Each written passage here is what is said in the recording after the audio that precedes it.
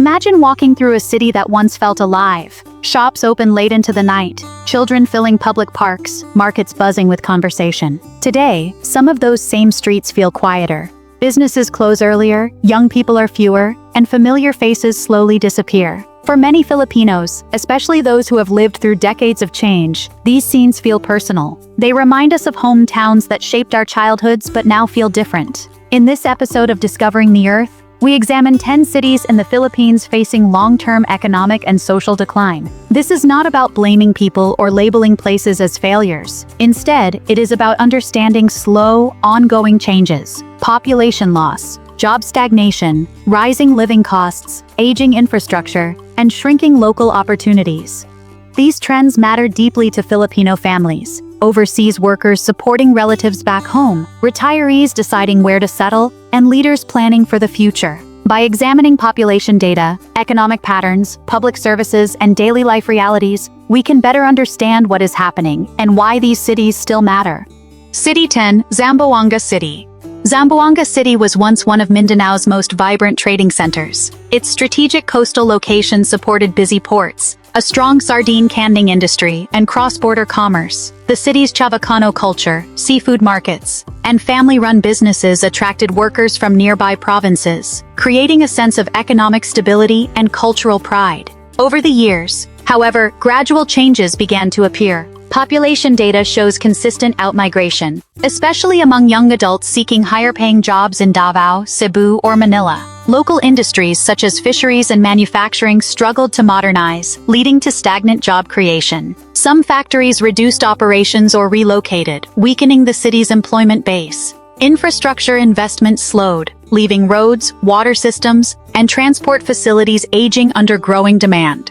At the same time, the cost of essentials, food, electricity, and fuel, rose faster than wages. Many small sari-sari stores and family businesses closed as customer spending declined. Socially, healthcare access became more limited in outer barangays, and public services faced funding constraints. Community events became less frequent as families moved away.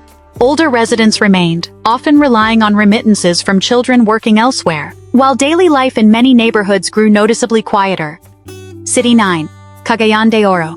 Cagayan de Oro, known as the City of Golden Friendship, once thrived as northern Mindanao's commercial gateway. Its economy benefited from agriculture, logistics, retail growth, and service industries, attracting families seeking opportunity without the congestion of larger metro areas.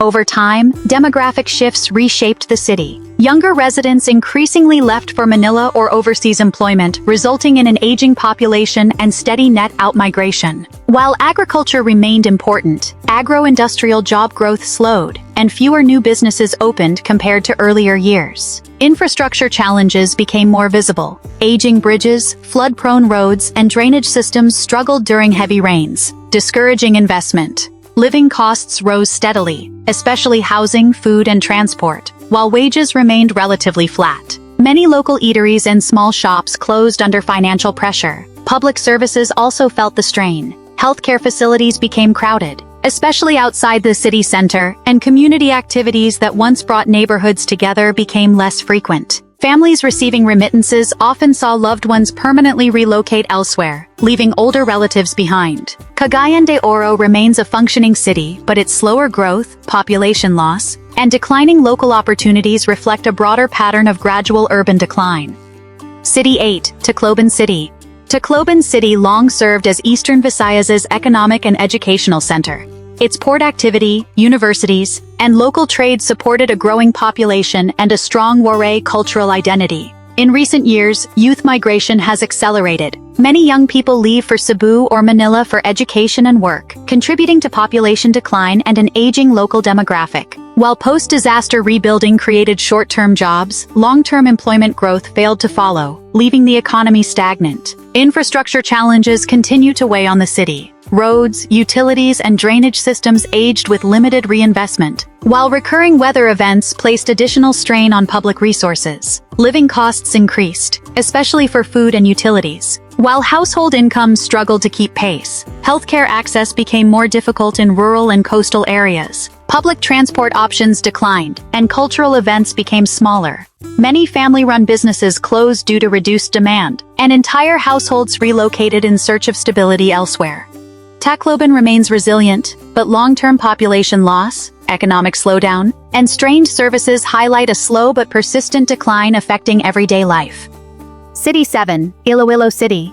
Iloilo City once stood as a major port and commercial center in the Visayas, supported by the sugar industry, manufacturing, and cultural life. It attracted migrants from across Panay Island and sustained multi-generational livelihoods. Gradual decline emerged as younger residents left for Manila or abroad, reducing the city's working-age population. Traditional industries such as agricultural processing stagnated, while fewer new enterprises emerged. Many businesses shifted operations to more competitive cities like Cebu.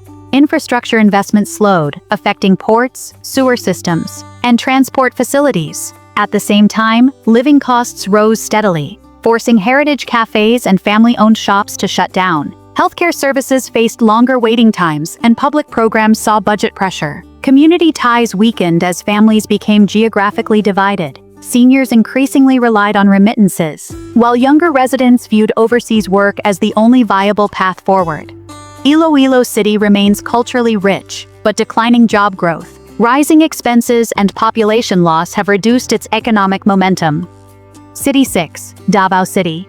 Davao City was long considered one of Mindanao's most stable urban centers. Agriculture, tourism, and a reputation for safety supported steady growth and attracted families and entrepreneurs. Over time, however, demographic changes became noticeable. Younger residents increasingly left for broader career options elsewhere, while agricultural employment plateaued due to global market shifts.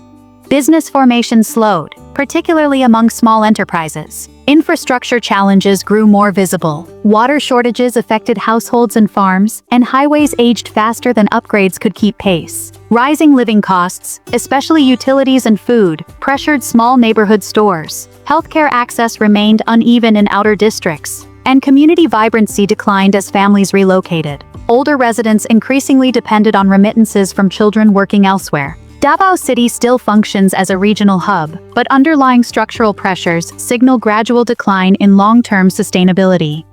City Lima, Cebu City. Cebu City, the oldest city in the Philippines, has long been a major economic and cultural center in the Visayas. Its ports, manufacturing zones, tourism sector, and business process outsourcing industry once created steady employment and attracted families from across the region. Festivals like Sinulog and a strong entrepreneurial culture gave the city an energetic identity. In recent years, however, long-term pressures have begun to slow that momentum. Population data shows increasing outmigration, especially among younger professionals seeking higher-paying jobs in Manila or overseas. While Cebu remains economically active, job growth in export processing zones and manufacturing has stagnated, and fewer new businesses are opening compared to previous decades. Infrastructure strain is becoming more visible. Roads and drainage systems struggle under heavy use, while public transport expansion has not kept pace with demand. At the same time, the cost of living, particularly housing, rent, food, and utilities, has risen sharply. Wage growth has not matched these increases, forcing many small businesses to shut down and families to relocate to surrounding provinces. Healthcare facilities face growing pressure, especially for lower-income residents, and community life in older neighborhoods has become quieter. Cebu City remains important, but rising costs, slower job creation, and population shifts reflect a gradual structural decline rather than a sudden collapse. City 4, Legazpi City.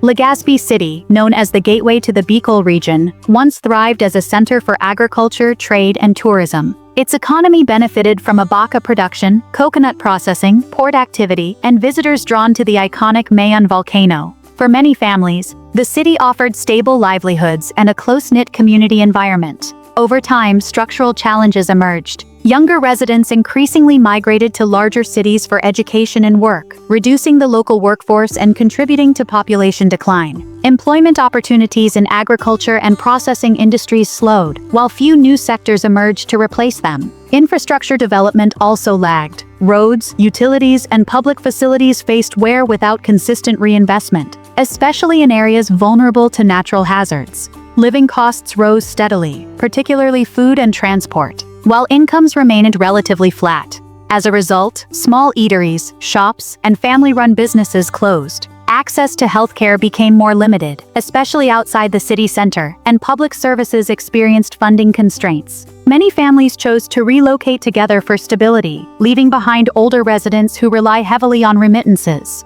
Legazpi City continues to function, but declining job diversity, youth outmigration, and rising costs have slowly reduced its economic resilience. City 3, Baguio City. Baguio City, the summer capital of the Philippines, was once a thriving highland retreat known for its cool climate, universities, creative industries, and tourism economy. Students, artists, and families were drawn to its educational institutions, markets, and cultural life. Gradually, long-term pressures began to reshape the city. Tourism growth slowed due to congestion and rising costs, while agricultural activity in surrounding areas declined. Many young residents moved to lowland cities in search of better-paying jobs, contributing to an aging population and steady outmigration. Infrastructure strain has become a major concern. Aging water systems, limited road capacity, and slow upgrades have affected daily life. Housing costs and basic expenses increased sharply, pushing many small cafes, shops, and family businesses to close. Wage growth has not kept pace with living expenses. Healthcare services face capacity challenges, and maintenance of public spaces has declined. Community gatherings are less frequent, and long-standing neighborhoods feel quieter. Baguio City remains culturally significant, but reduced economic opportunity, infrastructure stress, and rising costs have weakened its ability to retain residents over the long term. City 2, Quezon City. Quezon City was designed as a modern urban center, home to government institutions, universities, media companies, and commercial districts. For decades, it attracted families seeking education, employment, and a balanced urban lifestyle. Over time, affordability became a central issue. Rising housing costs, utilities, and transportation expenses pushed many families toward nearby provinces. Younger residents increasingly migrated out, leading to gradual population loss and an aging demographic profile. Economic growth in retail, administrative services, and media has slowed, while fewer small businesses are opening. Infrastructure systems, particularly flood control, drainage, and transport, show signs of aging without sufficient upgrades. Congestion and service strain affect daily routines. Healthcare facilities experience overcrowding, and public services face mounting pressure. Neighborhood vibrancy has declined as local vendors close and long-term residents move away. Quezon City remains one of the country's largest urban areas, but long-term affordability challenges, infrastructure stress, and population shifts signal a gradual decline in livability rather than a sudden downturn. City 1, Manila. Manila, once the undisputed economic and cultural heart of the Philippines, played a central role in trade, industry, education, and governance. Its historic districts, ports, markets, and commercial centers supported generations of families and small businesses. Today, multiple pressures converge. Younger residents increasingly move to suburban areas or overseas due to affordability concerns and limited job mobility. Population aging and high outmigration rates are persistent trends. Traditional industries have slowed, and many businesses have relocated to surrounding regions. Infrastructure decay is visible in roads, drainage systems, and public facilities, particularly in historic areas. Rising costs of housing, food, and utilities far exceed wage growth, forcing long-standing shops to close. Public hospitals and social services are overstretched, and community life in many neighborhoods has weakened. Families are increasingly fragmented across cities and countries, with older residents remaining behind. Manila remains symbolic and functional, but long-term economic stagnation, infrastructure deterioration, and population shifts make it the clearest example of gradual urban decline in the country. Decline does not mean failure, and it does not mean these cities have no future. Around the world, many urban areas have experienced similar long-term challenges and later recovered through targeted investments, improved governance, and community-driven initiatives. Population loss, aging infrastructure, and economic shifts are signals, warnings that allow action before deeper damage occurs. In the Philippine context, strong family ties, remittances from overseas workers, and local cooperation provide important foundations for recovery. Strategic job creation, infrastructure modernization, education reform, and inclusive urban planning can help reverse current trends if addressed early. Understanding decline is not about assigning blame, It is about recognizing patterns and making informed choices that protect communities and future generations. Across these 10 cities, common patterns clearly emerge. Young people leave in search of opportunity, populations age, job growth slows, infrastructure weakens, and rising costs reduce quality of life. These are not isolated problems. They are interconnected forces shaping Filipino communities over many years. Yet the Filipino story has always been one of resilience. Families adapt, overseas workers support hometowns, and communities find ways to survive change. With thoughtful planning, strong leadership, and community involvement, decline does not have to be permanent. The question is not whether these cities can recover, but how early action can shape their future. What changes have you witnessed in your own city or hometown? Share your experiences and ideas in the comments. Thank you for watching Discovering the Earth. Salamat po.